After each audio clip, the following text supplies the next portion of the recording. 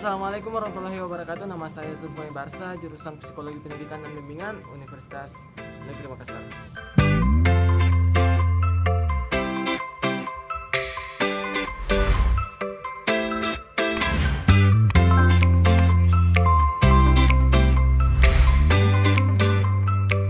Kali ini saya akan memberikan sedikit contoh layanan bimbingan dan konseling, yakni layanan yang responsif gender, khususnya di bidang belajar.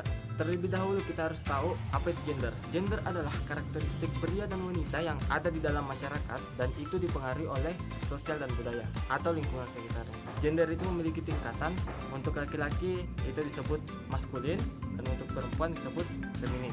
Jadi gender itu bisa saja lebih dari dua, tergantung lingkungan tempatnya. Seperti di Sulawesi Selatan dulunya menganut 5 gender, yakni Burane, Akunrai, Calabai, Calalai, dan Bisu. Tapi sekarang pembagian 5 gender itu sekarang sudah tidak terlalu dianut oleh masyarakat di Sulawesi Selatan. Timbul pertanyaan, apakah gender itu sama artinya dengan jenis kelamin? Jawabannya tidak. Jenis kelamin adalah perbedaan biologis antara pria dan wanita yang terbentuk secara alami, dan itu ada sejak lahir. Jadi jenis kelamin hanya terbagi menjadi dua, yakni laki-laki dan perempuan. Itu karena perbedaan biologis. Masuk di inti video, apakah gender itu mempengaruhi prestasi belajar seorang siswa? Dalam proses pembelajaran, perbedaan gender sebenarnya tidak mempengaruhi prestasi belajar. Hal ini sebenarnya dapat dipengaruhi oleh perbedaan kemampuan kognitif, fisik, motivasi, self-esteem, aspirasi karir, hingga hubungan interpersonal. Menurut DNA Helper, pada tahun 1995, perbedaan antara laki-laki dan perempuan memang ada, walaupun proporsinya hanya sedikit. Perempuan menunjukkan kinerja yang lebih baik di bidang seni bahasa, pemahaman bacaan, dan komunikasi tertulis dan lisan. Sementara anak laki-laki tampak sedikit lebih unggul di bidang matematika dan penalaran sistematis. Perbedaan ini erat kaitannya dengan waktu dan tempat. Timbul pertanyaan lagi, kenapa bisa berbeda? Aspek kognitif seseorang pasti berbeda dengan orang yang lain. Artinya tingkat kecerdasan seseorang itu berbeda-beda.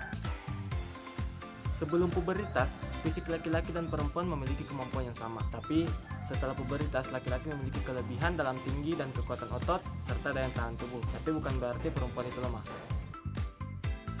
Motivasi anak perempuan pada umumnya lebih peduli tentang prestasi akademiknya dan cenderung bekerja lebih keras menyelesaikan tugas-tugasnya. Motivasi anak laki-laki cenderung mengarahkan usaha yang lebih besar untuk bidang-bidang yang dicap sebagai pekerjaan laki-laki, misalnya mekanika, olahraga, matematika, dan lain-lain. Anak laki-laki cenderung menilai kinerjanya secara positif dibanding anak perempuan yang kadang susah untuk merasa puas atas kinerjanya sendiri. Aspirasi anak perempuan cenderung mengarah ke dunia kampus, tetapi anak laki-laki memiliki ekspektasi jangka panjang yang lebih tinggi untuk bidang karirnya. Hubungan interpersonal, anak laki-laki cenderung menunjukkan agresi fisik yang tinggi, anak perempuan cenderung lebih afiliatif dan lebih banyak membentuk hubungan dekat. Jadi itulah tadi yang membedakan antara gender laki-laki dengan gender perempuan. Belajar adalah proses mendapatkan sesuatu dari tidak tahu menjadi tahu. Semua orang harus menerima perlakuan yang setara dalam belajar. Maka dari itu tetap percaya pada kemampuan diri sendiri. Perbedaan tadi tidak sepenuhnya mempengaruhi prestasi belajar, tapi hanya sebagian kecil mempengaruhi. Jangan pernah merasa minder bahwa gender itu sebenarnya mempengaruhi proses belajar. Memang mempengaruhi, tapi pengaruhnya sangat kecil. Jadi be yourself and love yourself. Saya Zulfani Barsa. Terima kasih.